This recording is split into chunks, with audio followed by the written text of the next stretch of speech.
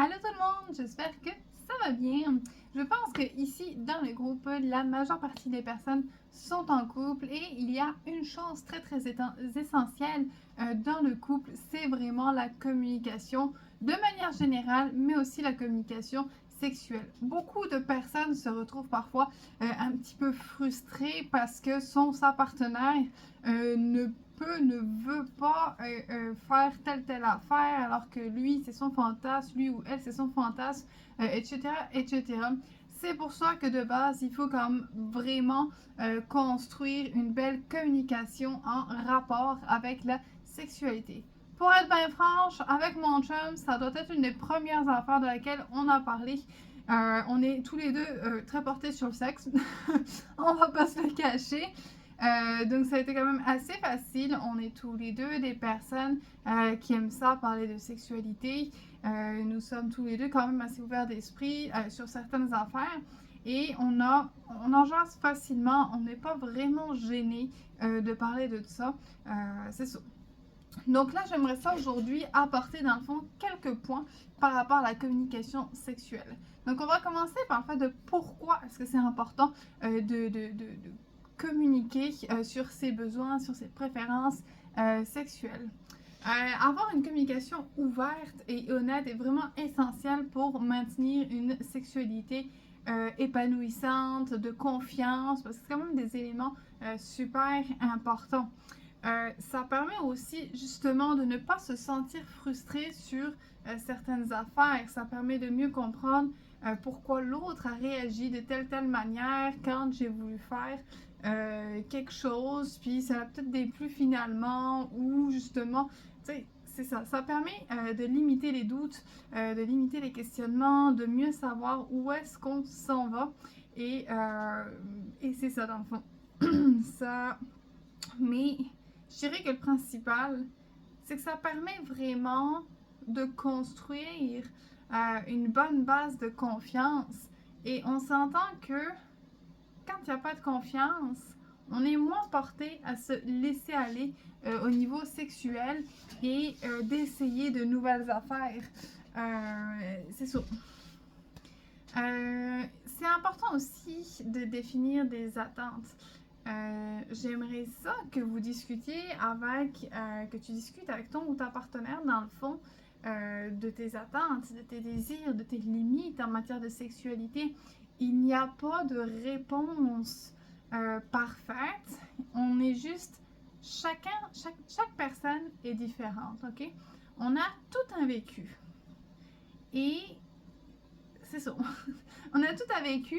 Fait que c'est à nous, ou ben en tout cas notre partenaire, de nous adapter à l'autre aussi, de comprendre et s'il y a besoin d'y aller vraiment progressivement et petit à petit pour effectuer, je sais pas, mettons l'anal qui est pas très réputé auprès des dames, ben si madame n'est pas à l'aise, on va en parler avec elle. Est-ce que ça tente d'essayer?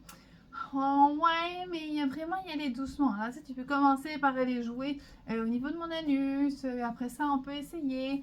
Puis ça se peut que madame surprenne monsieur quand elle va être ben excitée, ben à l'aise, ben confiante. Puis c'est comme, ok, vas-y, essaye. Mets ton lubrifiant, puis viens, on essaye un petit peu. Par contre, si madame dit, ok, non, là, ça commence à faire mal, là, on arrête toutes. Ben, pas toutes, là, mais je veux dire, on arrête l'anal puis on peut reprendre nos affaires. Le but, c'est comme genre vraiment de parler de nos limitations, de savoir avec le quoi on est à l'aise, de comprendre nos peurs aussi. Pourquoi, souvent là, la réponse qu'on va avoir du pourquoi mesdames, elles ont peur de l'anal, c'est parce que ben, ça peut faire mal, on s'entend, mais c'est pour ça qu'il faut bien préparer aussi. Mais également, le fait d'avoir peur de faire ses besoins dans le fond ou d'avoir des gaz ou ce genre d'affaires-là parce que ça peut être gênant, on s'entend. Fait que c'est ça. Donc, vraiment discuter des attentes, des désirs, des limitations, des craintes, des peurs, vraiment de tout ça. Autre chose aussi, C'est toujours le fun de parler des fantasmes. On va quand même essayer de jaser vraiment de bien des affaires. On va les fantasmes, les désirs sexuels pour mieux se comprendre mutuellement. Je connais pas mal les fantasmes de mon chum. Puis on travaille à ça, lentement mais sûrement, mais on travaille à ça. Puis c'est ça, je veux dire, on a du sexe régulièrement, c'est pas toujours son fantasme qui est fait, mais je veux dire, ça s'enligne petit à petit là-dedans. Puis il est pas frustré pour autant parce qu'il sait que ça va me prendre du temps pour être à l'aise, pour ci, pour ça. Fait que on discute, on parle chacun de nos fantasmes, on essaie de comprendre l'autre, on reste avec une ouverture d'esprit pour ne pas se sentir frustré ou blessé, et on veut continuer à avoir une belle relation de confiance avec notre partenaire. Communication verbale, non verbale, c'est vraiment souligner l'importance de la lecture des signaux non verbaux de son partenaire pour savoir s'il est à l'aise et consentant. C'est important. Si, mettons, là, j'ai donné un exemple de moi-même dans le fond, là, au bout d'un moment, là, quand ça fait peut-être un petit peu longtemps ou autre, ou que je suis très, très, très, très fatiguée aussi, c'est un mélange de bien des affaires, fatiguée, stressée, nanana, puis je dois penser à bien des affaires, je me lève tôt demain, puis ça se peut que des fois, finalement, mon entrée bloque, ou ça sèche beaucoup plus rapidement que d'habitude. Fait que là, c'est comme mon conjoint, il le ressent, il le sait. Des fois, j'ai même pas besoin de parler, mais quand je le dis, c'est comme, ouais, c'est comme, je l'ai vu pour ça que j'ai changé de position aussi ou ça, t'sais. Donc ça, c'est quand même très, très important de vraiment comprendre son partenaire, sa communication non verbale aussi. N'hésitez pas à lui demander à votre partenaire, ok, dis-moi, tu sais, quand tu serres les gens un petit peu comme ça, est-ce que c'est parce que tu aimes ou est-ce que tu veux pas? Ça peut porter à confusion aussi, là, on s'entend. Fait que c'est ça. Puis, les femmes ont la réputation beaucoup d'être contradictoires. Finalement, c'est non, non, je veux pas ce soir. Puis finalement, elles viennent se frotter à monsieur, tu sais. Fait que c'est quand même des informations contradictoires. Mais là, mesdames, c'est aussi à vous, dans le fond, de dire je veux pas, mais continue parce que j'aime ça quand même. Ou, tu sais, genre vraiment être clair sur vos intentions. C'est ça. Ensuite, c'est aussi toute une question de respect. Si tu ne respectes pas l'autre, comment veux-tu que l'autre se sente à l'aise? On respecte aussi les limites, le partenaire. On ne fait pas de pression, dans le fond, pour avoir une activité sexuelle que l'autre personne, avec laquelle l'autre personne n'est pas à l'aise, ne veut pas, ne souhaite pas. Puis on s'entend, là, c'est pas obligé d'être toujours, tous les soirs, ou à chaque fois, dans le fond, que vous faites l'amour, exactement la même affaire. Il y a peut-être des journées où madame, monsieur va être plus à l'aise de faire telle affaire, et une autre journée, fatiguée, stressée, ci et ça. C'est ça. Je sais que personnellement, quand je suis en congé, ce qui est quand même rare, entre guillemets, je suis beaucoup plus réveillée, entre guillemets, le soir que lorsque je travaille dans ma journée, et c'est ça, parce que on rentre, on doit sortir le chien, on doit faire à manger, on doit aller se doucher, ensuite on se pose enfin de la journée. Et après redémarrer quelque chose, tu sais, c'est un peu tannant, là. À part si j'ai vraiment une bonne journée puis que je suis bien contente, bien heureuse et tout, ça va toujours dépendre des journées et tout. Donc, ça se peut que des fois, on soit comme plus ou moins à l'aise de faire telle affaire selon les circonstances de la journée, tout ça. Il peut aussi y avoir certains désaccords lors de la relation, lors des relations sexuelles.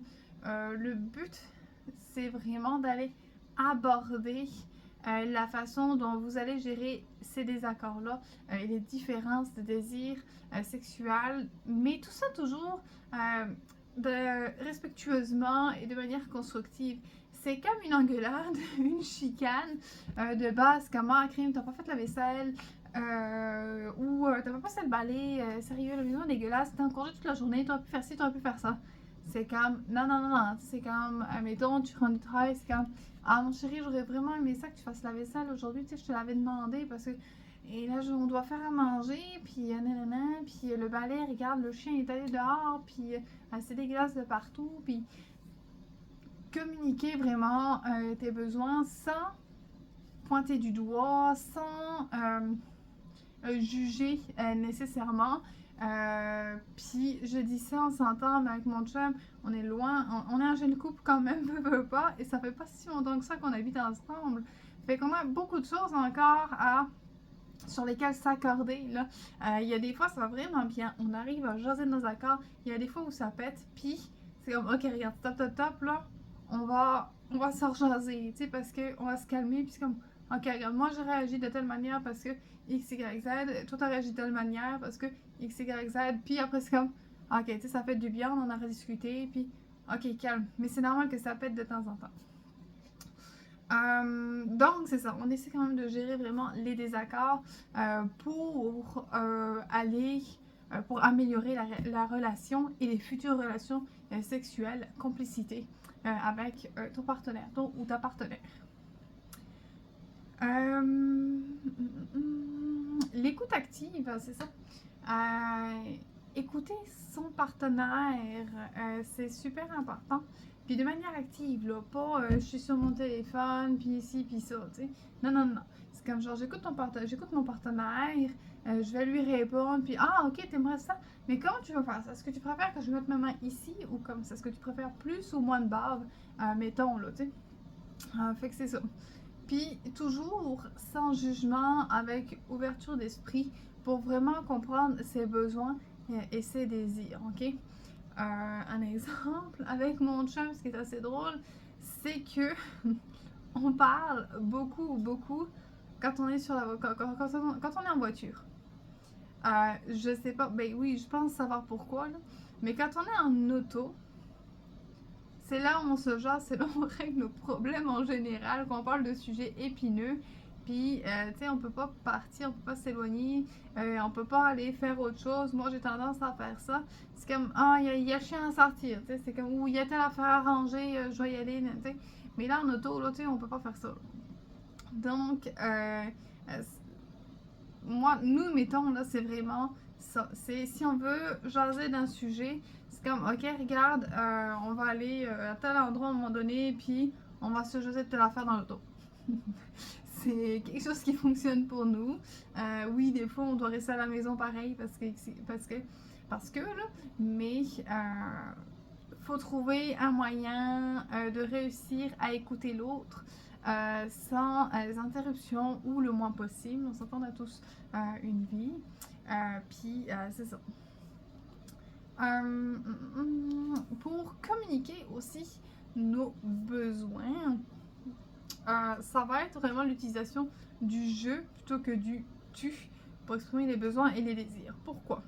Quand on dit tu, c'est peut-être un peu plus agressif, entre guillemets, et on remet la faute, la responsabilité sur l'autre.